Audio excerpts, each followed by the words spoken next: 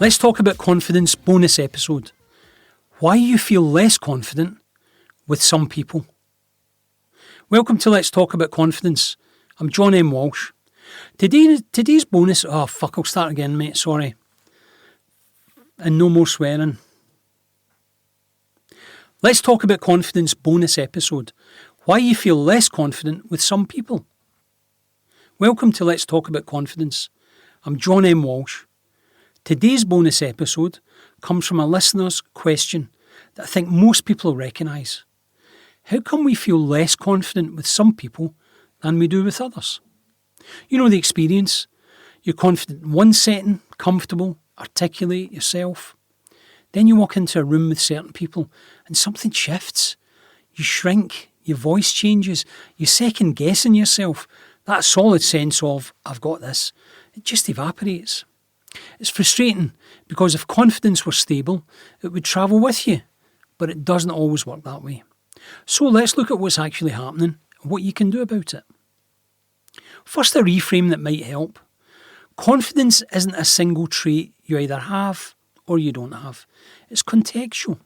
It shifts depending on the situation, the task, and crucially, the people involved.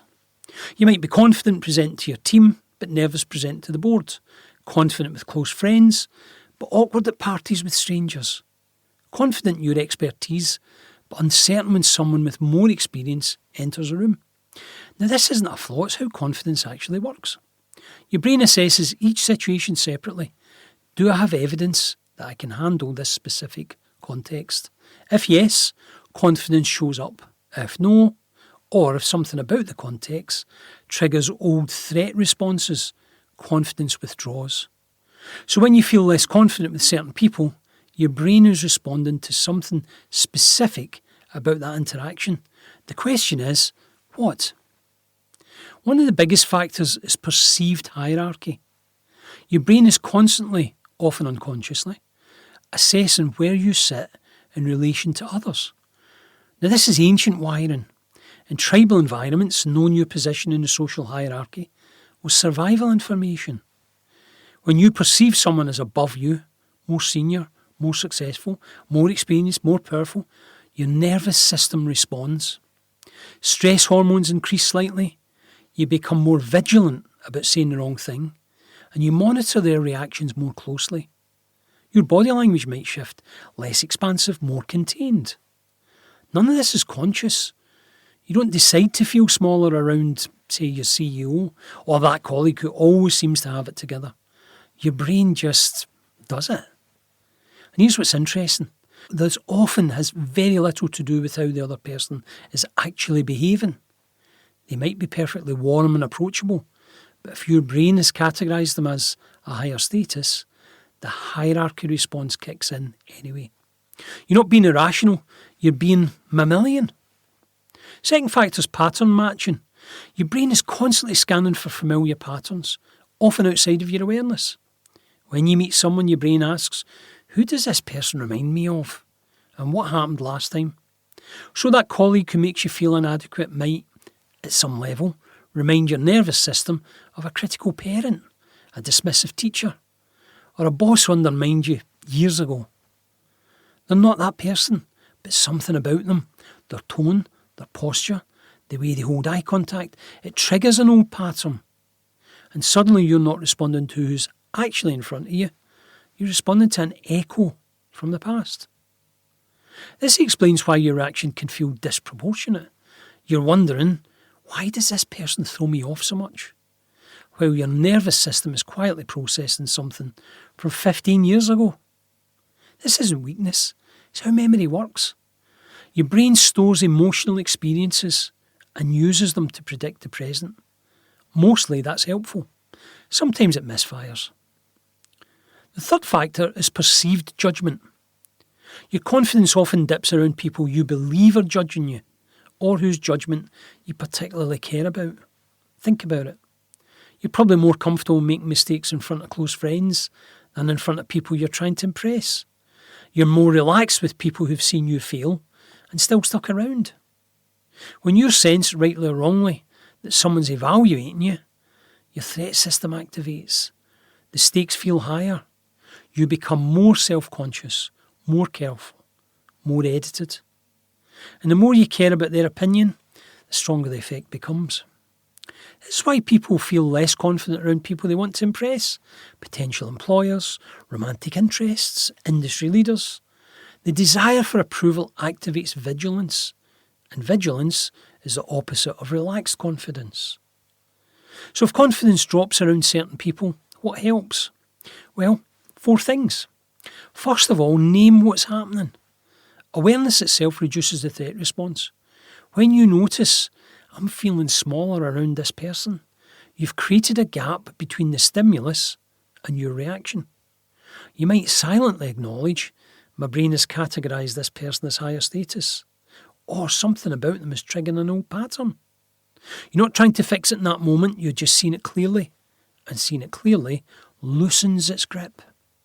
Second, reframe the hierarchy. Perceived hierarchy is often inflated. The person who intimidates you probably has their own insecurities, their own people who make them feel small, their own moments of doubt. A useful question: what would I think of this person if I'd met them in a completely different context? At a barbecue, on a holiday, when they were struggling with something. Stripping away the status markers often reveals they're just a person, no more human than you, no less flawed than you. We've often spoken about doing a presentation and imagining the audience naked. It brings them to a human level and often takes away that fear that we have. The third thing is to prepare different for higher stakes people. If certain people consistently throw you off, don't walk in cold. Before interacting with them, take 2 minutes to recall a time when you handled something difficult well. Reconnect with evidence of your own capability. This isn't positive thinking. It's accessing your own data, your own proof, your own evidence. Your brain can only hold so much in working memory. If you fill it with evidence of your competence before walking in, there's less room for the doubt spiral. And the fourth is increase exposure gradually. Confidence with specific people builds the same way all confidence builds, through repeated, survivable experiences. If someone intimidates you, look for low-stakes ways to interact with them more often. Brief conversations, small exchanges, each one that goes okay becomes evidence that your nervous system can be used to recalibrate. You're not trying to become best friends, you're trying to give your brain enough data to stop treating them as a threat. And here's something worth remembering. When you feel less confident around someone, that feeling says nothing about your actual capability. It says something about your nervous system's threat assessment in that specific context. You're still the same person who's confident in other rooms, with other people, in other situations. That competence doesn't disappear just because your brain is firing a warning signal. Confidence isn't about feeling equally steady with everyone. That's not realistic. Even the most confident people have someone who throws them off, someone whose approval they seek too much, someone who triggers old patterns. The goal isn't to eliminate the variation, it's to recognise it, understand it, and work with it, rather than concluding there's something fundamentally wrong with you. So, why do you feel less confident with some people? Because your brain's doing its job. It's assessing the hierarchy, it's pattern matching from the past, and it's monitoring for judgment. That's not a flaw to fix, it's wiring to understand. And once you understand it, you can work with it. Name what's happening, reframe the hierarchy, prepare with your own evidence, and build familiarity gradually.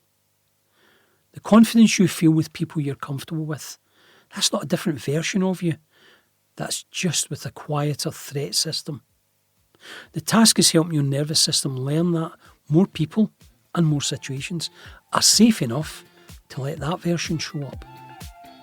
Thanks for listening. I'm John M. Walsh. This is Let's Talk About Confidence, and I'll see you next time.